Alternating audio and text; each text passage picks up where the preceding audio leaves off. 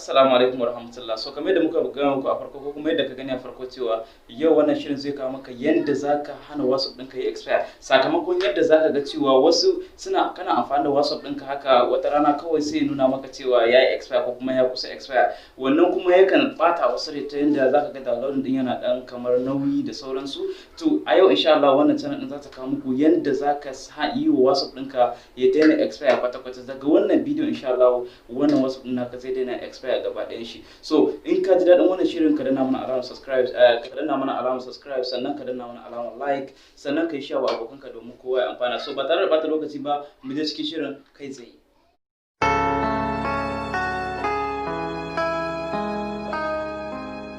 Da zaka bi wajen hana WhatsApp ɗinka ya expire kai tsaye mu je mu hau kan application ɗin na WhatsApp kamar haka.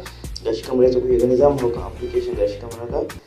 So gashi nan. So kamar ce bude mana haka ya za a yi ka hana WhatsApp ɗinka ya expire kai tsaye zaka ga saboda wasu kana da amfani da WhatsApp ɗinka rana ɗaya sai kaga amma mai ko kuma kaga cewa WhatsApp ɗinka ya expire ko kuma kaga cewa date ɗin ya kusa ƙarewa. So hanyoyin da zaka bi wajen hana wannan WhatsApp ɗin naka ya expire za mu bi su kai tsaye. So kamar yadda kuke gani a can sama wajen icon ɗin can wani abubuwa ba gashi nan mai ɗigo-ɗigon nan zaka danna shi kamar haka.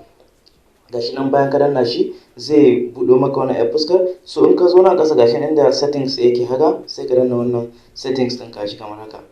So kun ga bayan ya buɗe mana settings gashi nan ya kawo mu wani guri haka. A nan farko za ka ga idan ka danna kan hotonka haka gashi kamar yadda kuke gani kun ga dan kawo mu wani guri gashi nan a nan ƙasa kun ga wannan number ita ce asalin number da na buɗe wannan WhatsApp ɗin da shi kenan. So ya za a yi ka hana WhatsApp ɗinka ya expire domin in za ka yi amfani da wannan ana buƙatar ka yi amfani da lambobi ne guda biyu. So bari mu dawo baya kamar haka gashi nan inda aka rubuta account ɗin nan gashi nan na farko ɗin nan account sai ka danna shi kamar haka.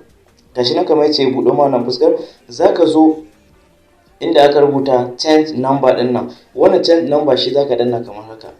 Gashi nan kun ga bayan mun buɗe haka ya kawo mana wata kofa kamar haka gashi nan inda yace changing your phone number will migrate your account info groups and settings. Kun ga kawai ba ruwanka da wannan kai tsaye zaka danna wannan next din nan gashi kamar haka.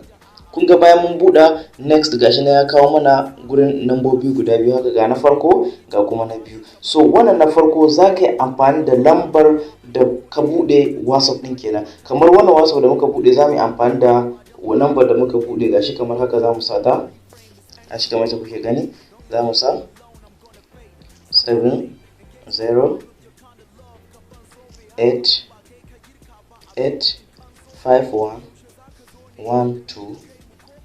7088511270.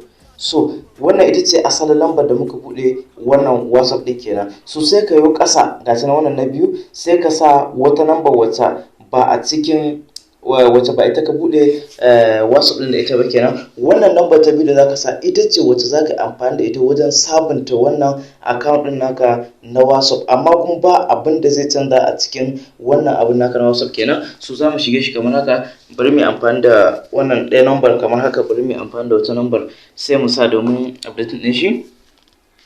Gashi number zamu sa 8 haka zamu sa 1 sannan za mu sa 4 za mu sa 8 sannan za mu sa 0 za mu sa 2 sannan za mu sa 3 sai mu sa 9 sai mu sa 0 0. So wannan ita ce number da zan yi amfani da ita wajen canza waccan number ta sama kenan. Ita ce waccan ta sama ita ce asalin wacce muka bude wannan WhatsApp da ita. Wannan kuma ita ce wacce za mu yi amfani da ita wajen canza ko kuma sabunta account din namu na WhatsApp ba tare da komai ya canza ba. Zaka danna wannan abun haka gashi nan next din nan kawai zaka danna haka.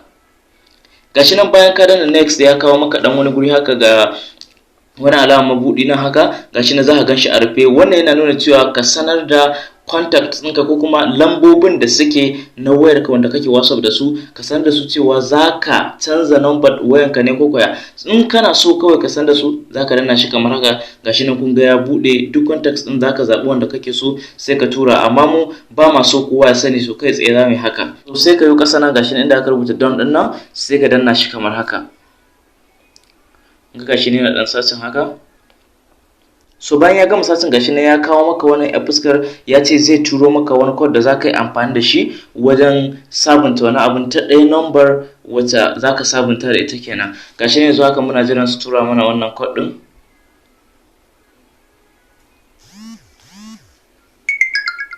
So gashi nan kamar yadda kuke gani, so kuma kamar yadda ya buɗa mana wannan fuskar haka yana nuna cewa yanzu waccan number ta sauka ta asalin wannan WhatsApp ta koma kan wancan kenan wacce muka dora daga baya. So gashi nan sun tura mana message cewa wannan number da muka dora mun riga mun sabunta wannan WhatsApp din namu. So hanyar guda biyu ne, sai ka koma kamar haka, zaka sake koma gurin kamar haka ce kake gani, sannan za ka ƙara koma ka danna wannan settings din nan.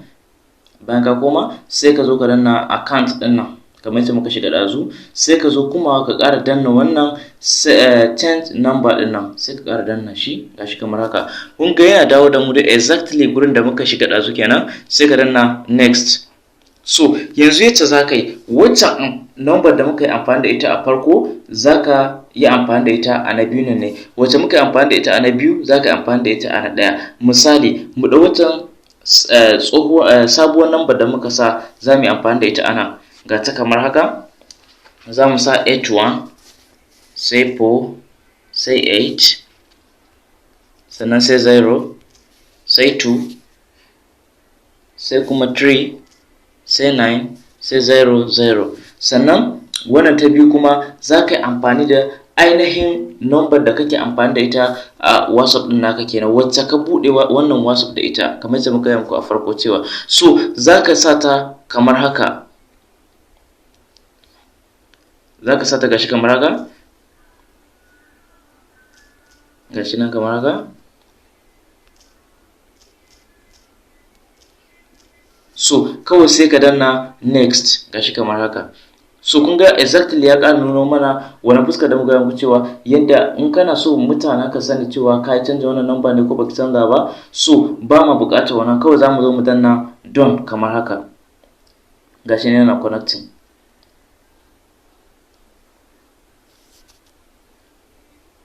So gashi ne yana connecting kamar yadda kuke gani. So gashi ne ya ƙara turo mana gurin da za su ƙara turo mana wani sabon code bayan wancan da suka turo, za su ƙara tura maka wani sabon code ɗin wanda za ka yi amfani da shi. So gashi nan kamar haka, gashi nan za su turo shi kamar haka. So gashi nan za su turo,